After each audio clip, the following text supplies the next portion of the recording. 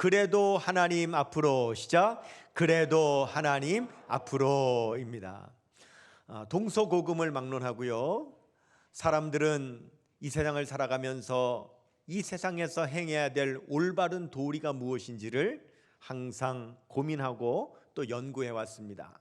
지금은 교육 체계가 어떻게 되어 있는지 모르겠지만 제가 초등학교 그 당시에 부를 때는 국민학교라고 부르던 그 시절에는 또 도덕을 배웠고, 중학교 고등학교를 다닐 때는 윤리를 배웠습니다. 도덕 윤리라고 하는 것은 바로 인간으로서 이 세상을 살아갈 때 행해야 될 합당한 도리를 가르치는 것이 바로 윤리와 도덕이 되겠죠. 그런데 이 윤리와 도덕의 기준에 대해서는, 무엇이 인간이 해야 될 올바른 도리인 것인가 라고 하는 기준에 대해서는 사실은 많은 연구와 또 많은 시행착오들이 계속 있어 왔습니다. 역사적으로 크게 5가지의 이론으로 정리해 볼 수가 있는데, 첫 번째는 관습주의예요. 관습주의라고 하는 것은 옛날에 부족마다, 민족마다 그 부족에서 지키던 관습이 있었다는 거예요. 그러므로 그 관습을 지키며 살아가면 된다라고 하는 것이죠. 옛날에는 그게 가능했습니다. 그런데 지금은요, 글로벌 시대, 지구촌 시대, 다민족 시대예요. 우리나라만 해도 수많은 민족들이 함께 모여서 사는데, 옛날에 우리가 그 부족이 민족들이 지켰던 그 관습을 지금도 그들에게 다 지키라고 하는 것은 문제가 있는 것이죠. 그래서 이 관습주의도 완전하지가 않은 겁니다. 두 번째는요, 합리주의가 있어요. 이것은 사람은 이성이 있다는 거예요. 그래서 그 이성으로 인해서 합리적으로 알아서 무엇이 옳은지 다 판단할 수 있다라고 하는 것이죠. 그런데 여러분, 이것도 문제가 있어요. 바로 이성적이지 않은 사람이 있습니다.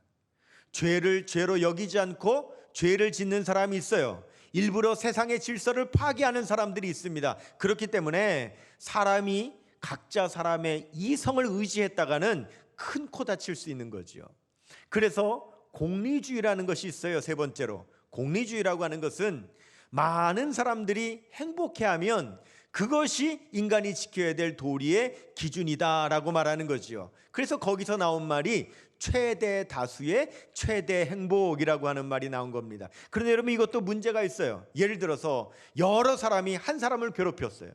그리고 왜 괴롭혔냐고 물으니까 우리가 즐거워서, 우리가 행복해서 괴롭혔다고 그렇게 말하면, 여러분, 그것이 많은 사람 행복했으니까 인간이 해야 될 도리의 기준이 될 수 있습니까? 그럴 수 없다라고 하는 거예요. 그래서 네 번째 나온 것이 바로 상대주의예요. 상대주의는요, 각자 그 사람이 옳다고 여기는 윤리의 기준이 있다는 거예요. 그래서 그 사람은 자기가 옳다고 여기는 걸 지키면 되고, 나는 내가 옳다고 여기는 걸 지키면 된다. 그러니 서로에게 간섭하지 말아라. 네가 뭔데 옳으니 그르니 따지냐. 너는 네가 옳다고 생각하는 것만 지키고 살아라. 나는 내가 옳다고 생각하는 것만 지키고 살겠다, 이러는 거지요. 여러분, 지금 이 시대가 바로 윤리적 상대주의의 시대예요. 그래서 나는 이성애가 옳다고 생각한다, 너는 동성애가 옳다고 생각한다. 그러니 옳다고 생각하는 대로만 여기고 살아가라. 서로 간섭하지 말아라. 서로 잘못됐다고 비난하지 말아라. 여러분, 우리가 지금 그런 시대를 살아가고 있어요. 근데 이 윤리적 상대주의의 문제가 뭡니까? 그러면 우리 모두가 함께 공유해야 되는 공통의 질서가 없어지는 거예요. 그렇기 때문에 이것도 문제가 있어요. 그래서 마지막 5번째로 나온 것이, 그러면 이것도 완벽하지 않다, 저것도 완벽하지 않다라고 하니 뭐 별거 있냐? 그래서 회의주의가 있어요. 아무것도 아니라는 거예요. 한마디로 말하면 인간이 뭔데? 인간 고등동물이야. 동물의 세계를 봐봐. 동물들이 다 본능대로 살잖아. 그래도 동물의 세계가 유지되는 거 봐봐. 인간도 똑같아. 그냥 인간이 자기 본성대로 살고 그 본성대로 사는 대로 유지되면 되는 거야. 그렇게 주장하는 회의주의가 있어요. 그런데 여러분, 이 회의주의는요, 말이 좋아서 회의주의지 뭐라고 부르느냐? 윤리 파괴주의라고 불러요. 이것은 완전히 윤리를 파괴해버리자는 거죠. 그래서 인류 역사상 인간이 지켜야 될 삶의 도리에 대해서 그 기준을 제시하고자 많이 노력했지만, 하지만 지금까지도 그 기준이 정확하게 제시되지 못하는 것이 여러분, 우리 인간이에요. 하지만 오직 성경만큼은 인간이 지켜야 될 온전한 도리를 제시하는 분은 하나님이시고, 하나님의 명령은 성경에 그렇게 기록되어 있다고 말씀을 하십니다. 디모데후서 3장 16절 17절을 같이 읽겠습니다. 모든 성경은 하나님의 감동으로 된 것으로 교훈과 책망과 바르게 함과 의로 교육하기에 유익하니 이는 하나님의 사람으로 온전하게 하며 모든 선한 일을 행할 능력을 갖추게 하려 함이라. 아멘. 오직 하나님의 말씀만이 우리가 지켜야 될 올바른 삶의 도리를 제시해 주신다는 거죠. 그럼 이것은 어디에서부터 시작되었느냐? 모세가 광야 시내산에서 하나님께로부터 받은 십계명에서 시작이 됐죠. 모세는 하나님께서 시내산으로 부르시더니 하나님께서 직접 돌판을 깎으셔가지고요, 하나님께서 직접 쓰셔가지고요, 모세에게 이제 이스라엘 백성들이 지켜야 될 기본 도리인 바로 십계명을 명령으로 주셨어요. 그래서 이제 모세가 너무너무 기뻐가지고 그 돌판을 가지고 시내산을 내려와 하나님께서 이제 우리의 삶에 합당한 삶의 도리를 주셨으니 이 도리를 가리켜서 이스라엘 백성들이 지키며 행복하고 질서 있게 살아갈 수 있도록 그렇게 해야 되겠다라고 돌판을 가지고 내려왔는데 40일 만에 내려왔는데 내려와 보니 이스라엘 백성들에게서 기가 막힌 모습을 본 거예요. 그 40일을 참지를 못하고요, 그새에 금을 모아가지고 금송아지 우상을 만들어서 이 금송아지 우상이 우리의 신이라고, 우리가 믿고 따라야 될 우리를 보호해줄 신이라고 그 금송아지 우상에게 제사 드리는 모습을 보게 된 거예요. 기가 막힌 모습을 본 거죠. 이제 하나님께서 우리에게 주신 그 계명을 가르쳐 주려고 하나님께로부터 받아 가지고 왔는데 지금 이스라엘 백성들의 모습을 보니까 기가 막히게도요, 하나님께서 주신 계명의 처음에 2계명을 지금 어기고 있는 거예요. 10계명의 1계명 다른 신을 두지 말아라, 2계명 우상을 새겨 만들지 말아라, 이 계명을 이스라엘 백성들이 어기고 있는 걸 본 거예요. 모세가요 기가 막혀가지고 그 가지고 내려온 10계명 2돌판을 던져가지고 깨트려 버립니다. 출애굽기 32장 19절입니다. 시작. 진에 가까이 이르러 그 송아지와 그 춤추는 것들을 보고 크게 노하여 손에서 그 판들을 산 아래로 던져 깨트리니라 그랬어요. 여러분, 이 돌판이요 함부로 던져 깨트릴 돌판이 아니에요. 이 돌판이 얼마나 귀합니까? 하나님께서 직접 만드신 돌판이라 그랬어요. 하나님께서 직접 써주신 거라 그랬어요. 출애굽기 32장 16절입니다. 시작. 그 판은 하나님이 만드신 것이요 글자는 하나님이 쓰셔서 판에 새기신 것이더라. 그런데 이 돌판을 모세가 던져서 깨트렸다. 그래서 어떤 사람이 이렇게 생각하죠. 모세가 원래 욱하는 성질이 있어가지고 그래가지고 못 견디고 그걸 던져서 그냥 욱해가지고 깨트려 버렸다 그러는데 사실은 그런 뜻이 아니에요. 여러분, 하나님의 십계명을 가지고 오면 뭐 할 거예요? 이스라엘 백성들이 벌써 어겼는데, 하나님의 계명을 가르쳐주면 뭐 할 거예요? 지키지를 않는데, 하나님께서 이렇게 좋은 계명을 주셨어도, 우리 인간이 반드시 지켜야 될 삶의 도리를 알려주셨어도 너희들이 그러한 자세를 갖추고 있지 못하니 이 하나님의 계명이 무슨 소용이냐라고 모세가 던져서 깨트려 버린 거예요. 왜냐하면 그 전에 하나님께서 이스라엘 백성들이 지금 우상 숭배하는 그 모습을 보시고는 모세에게 이스라엘 백성들에 대해서 뭐라고 말씀해 주셨냐면 이렇게 표현해 주셨어요. 출애굽기 32장 9절입니다. 시작. 여호와께서 또 모세에게 이르시되 내가 이 백성을 보니 목이 뻣뻣한 백성이로다. 목이 뻣뻣한 백성이라고 그러셨어요. 목이 고든 백성이라고 그러셨어요. 여러분, 성경에 보면 이스라엘 백성들 향하여 목이 뻣뻣한 백성이다, 목이 고든 백성이다, 이런 말씀이 많이 나오는데 오늘 본문에 이제 처음 그 말씀이 시작되는 거예요. 여러분, 우리가 목이 뻣뻣하다 그러면 아유 저 사람 목에 기부스했네, 아유 저 사람 교만해, 이런 뜻으로 생각할 수 있는데 목이 뻣뻣하다는 말은 그런 뜻이 아니에요. 목이 뻣뻣하다는 말은요, 주인이 밭을 갈기 위해서 소에게 멍에를 씌우려고 하는데 이 소가 그거 쓰고 싶지 않아 가지고 뻣뻣 튕기는 걸 의미하는 거예요. 안 쓰려고 막 버둥거리는 거예요. 그래서 목이 뻣뻣하다고 하는 말은 무슨 뜻이냐면 거부한다는 뜻이에요. 목이 곧은 백성이로다, 목이 뻣뻣한 백성이로다. 이 말은 하나님께서 명령하셔도 하나님의 명령을 거부하는 백성이로다, 이런 뜻입니다. 그러니까 모세가 돌판을 깨뜨린 거예요. 여러분, 하나님께서 아무리 좋은 것을 주셔도요, 목이 뻣뻣해서 거부하면 아무 의미가 없는 거예요. 하나님께서 우리를 위하여 예수 그리스도를 보내주셨지만 우리가 예수 그리스도를 거부하면 소용이 없고요, 하나님께서 우리에게 복음을 주셨지만 복음을 거부하면 소용이 없고요, 하나님께서 우리에게 복과 은혜를 주시지만 우리가 거부하면 소용이 없는 거예요. 우리는요, 하나님께서 주시는 것을 받아야 되는 백성인 줄로 믿습니다. 우리는 받아야 되는 거예요.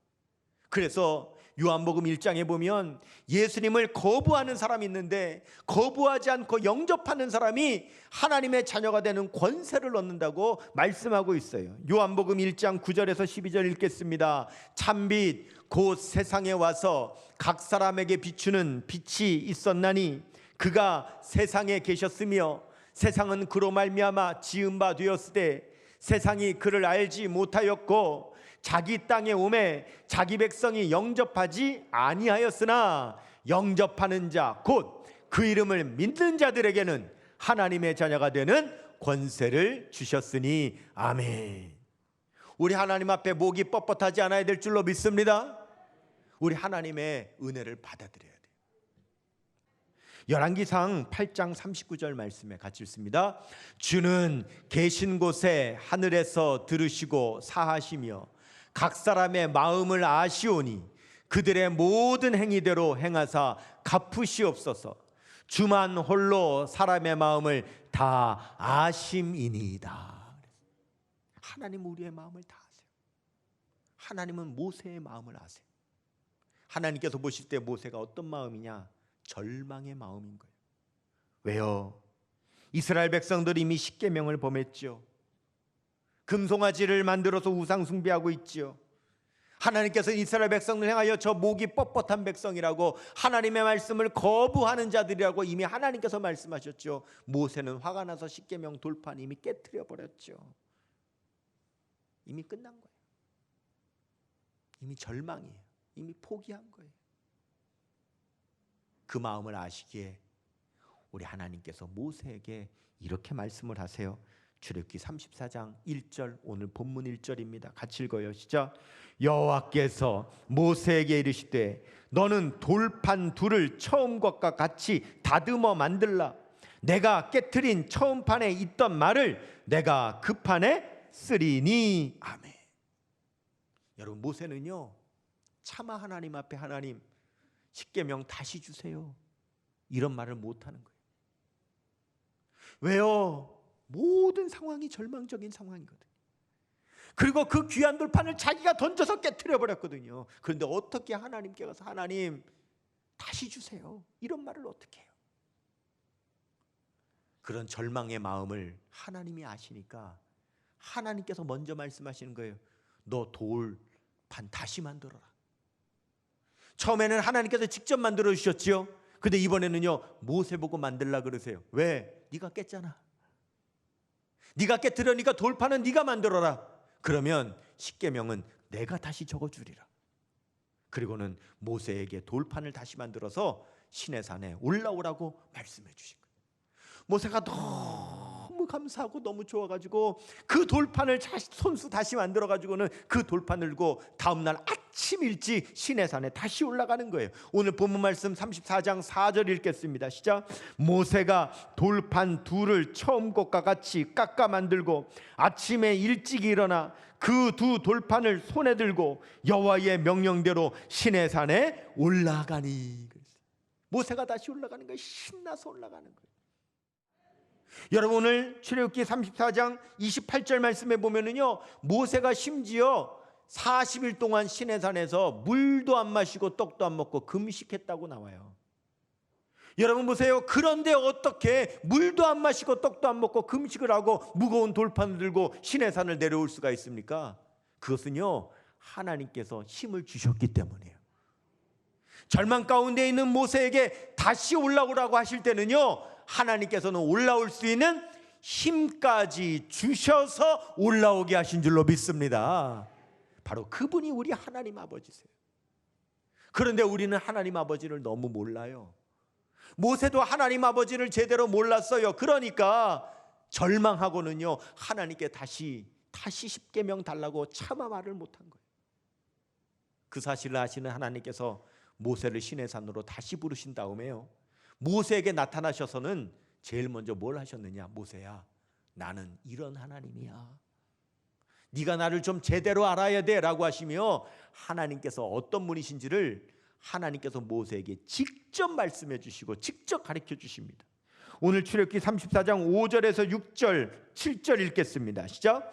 여호와께서 구름 가운데에 강림하사 그와 함께 거기 서서 여호와의 이름을 선포하실세. 여호와께서 그의 앞으로 지나시며 선포하시되 여호와라 여호와라 자비롭고 은혜롭고 노하기를 더디하고 인자와 진실이 많은 하나님이라. 인자를 천대까지 베풀며 악과 과실과 죄를 용서하리라. 그러나 벌을 면제하지는 아니하고 아버지의 악행을 자손 3대세까지 보응하리라. 아멘. 하나님께서 내가 어떤 하나님이신지를 모세에게 직접 말씀해 주시는데, 여기 하나님의 성품을 몇 가지를 말씀해 주시느냐? 정확하게 13가지를 말씀을 해주세요.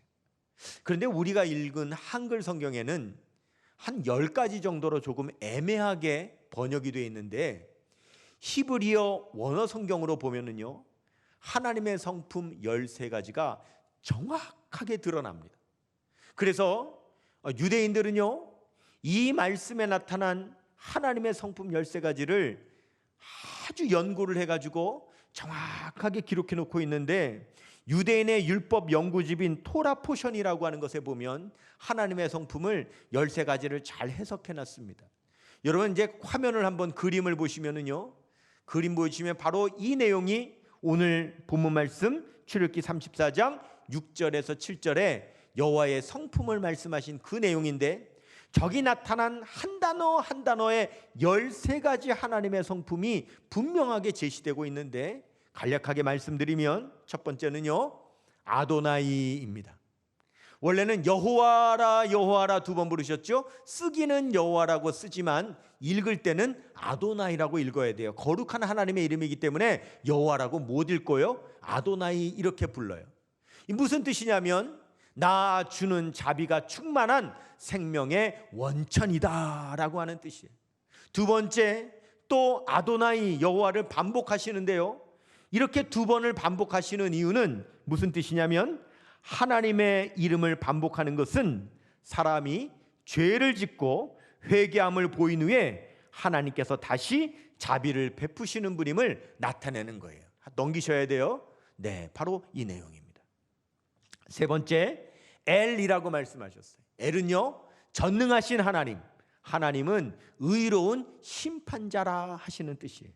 네 번째는 라쿰인데요, 가난한 자와 억눌린 자에게 자비하시고 은혜가 충만하신 하나님이다 라고 하는 뜻이에요. 다섯 번째는요, 베하눈이라고 하는데, 하나님은 자격이 없는 자에게까지 은혜로우시고 관대하신 분이시다 라고 하는 뜻이에요. 여섯 번째, 에렉 랍짜임이라고 하는데요, 라파임이라고 하는데, 이 말은 하나님은 노하기를 더디하셔서 우리가 회개할 때까지 인내로 기다리시는 분이시다라고 하는 거예요. 일곱 번째는요, 베라브 헤세드라고 하는데, 하나님은 의인과 악인 모두에게 인자가 풍성하신 분이시다라고 하는 뜻이에요. 여덟 번째는요, 베메트라고 하는데, 하나님은 약속을 지키시는 진실하시고 성실하신 분이시다라고 하는 뜻이에요. 아홉 번째는요, 노제르, 헤세드, 알라핌이라는 말인데요, 하나님은 우리의 조상들의 선한 행동에 대해서 기억하셔서 천대까지 자비를 베푸시는 분이시다라는 뜻이고요. 열 번째로는요, 노세야본이라는 말인데, 고의로 저지른 잘못된 행동으로서 관행적으로 저지른 죄에 대해서 용서하시는 분이시다라고 하는 뜻이고요. 11번째는요, 바페샤라고 하는 말인데, 하나님은 영적으로 반역한 죄를 저지른 잘못된 행동에 대한 죄를 용서하시는 분이시다라는 뜻이고요. 12번째로 베하타는요, 하나님은 부주의로 저지른 잘못된 행동한 한 죄를 용서하시는 분이라는 뜻이고요. 마지막 13번째 베나케라고 하는 것은 하나님은 진정으로 회개하는 자의 모든 죄를 지워주시는 분이시다라고 하는 뜻이에요. 바로 이것이 하나님의 성품이에요. 하나님의 13가지 성품이라 그래서 이 말씀을 유대인들은 대속죄일에 또 나팔절에 유월절에 오순절에 초막절에 항상 이 말씀을 낭송해요. 왜냐하면 하나님이 어떤 분인지를 잊어버리지 않기 위해서. 내가 하나님이 어떤 분인지를 기억해야 그 하나님 앞에 다시 나아가서 하나님 앞에 용서를 구할 수 있고 하나님께로부터 회복될 수가 있기 때문에 하나님의 성품이 어떤 성품인지를 항상 기억하는 거예요. 이렇게 하나님을 알았기에 모세는 어떻게 했습니까? 하나님의 성품을 알자마자 그 자리에 엎드려서 하나님을 경배했어요. 오늘 본문 말씀 34장 8절 읽겠습니다. 시작. 모세가 급히 땅에 엎드려 경배하며 그랬어요. 여러분, 이것이 예배입니다. 예배가 뭡니까? 하나님이 어떤 분인지를 알기 때문에 그 아는 하나님 앞에 엎드려 경배하지 않을 수 없어서 경배하는 것이 진정한 예배인 줄로 믿습니다. 모세는 이제 하나님을 안 거예요. 하나님이 어떤 분이신지를 안 거예요. 그 자비로우신 하나님, 은혜를 베풀어 주시는 하나님, 우리의 죄를 용서하시는 하나님, 우리를 다시 회복시켜 주시는 하나님, 그 하나님을 알았기에 그 하나님 앞에 엎드려 경배한 거예요. 그리고 하나님 앞에 다시 우리를 회복시켜 달라고 하나님 앞에 간절히 기도합니다. 출애굽기 34장 9절입니다. 시작. 이르되 주여 내가 주께 은총을 입었거든 원하건대 주는 우리와 동행하옵소서. 이는 목이 뻣뻣한 백성이니이다. 우리의 악과 죄를 사하시고 우리를 주의 기업으로 삼으소서. 아멘. 세 가지를 기도합니다. 한번 따라하겠습니다. 동행하여 주옵소서. 용서하여 주옵소서. 택하여 주시옵소서. 이렇게 회복시켜 달라는 거예요. 다시 우리와 동행해 주세요. 우리의 죄를 용서하여 주세요. 그리고 우리를 하나님의 기업으로 다시 삼아 주세요. 그렇게 모세가 하나님 앞에 기도했어요. 우리는요, 목이 뻣뻣해요. 그래서 우리도요, 하나님의 뜻을 거부할 때가 있어요. 그리고 내 마음대로 살지요. 죄를 짓습니다. 결국 우리는요, 실패하고 절망하고 포기하지요. 하지만 그런 하나님 우리에게 다시 말씀하세요. 일어나라고. 그래도 다시 하나님 앞으로 나오라고. 여러분, 하나님의 음성 듣고 우린 다시 하나님 앞으로 나아가는 주의 백성들이 되어야 될 줄로 믿습니다. 때론 우리가 목이 뻣뻣하여 하나님 앞에 책망받을 때가 있어요. 하지만 우리 예수님은 우리를 그렇게 기억하지 않으세요. 우리를요, 사랑하는 자녀로 기억하시는 거예요. 그러므로 우리는 주님 앞에 나아가야 될 줄로 믿습니다. 무슨 일이 있더라도 주님 앞에 나아가야 돼요. 그러면 우리의 절망을 희망으로 바꾸시고 우리의 포기를 용기로 바꾸어 주시고 하나님 앞에 나아갈 수 있도록 힘까지 주시는 분이 우리 하나님이시니 그래도 하나님 앞으로 나아가는 저와 여러분 되시기를 주님의 이름으로 축원합니다.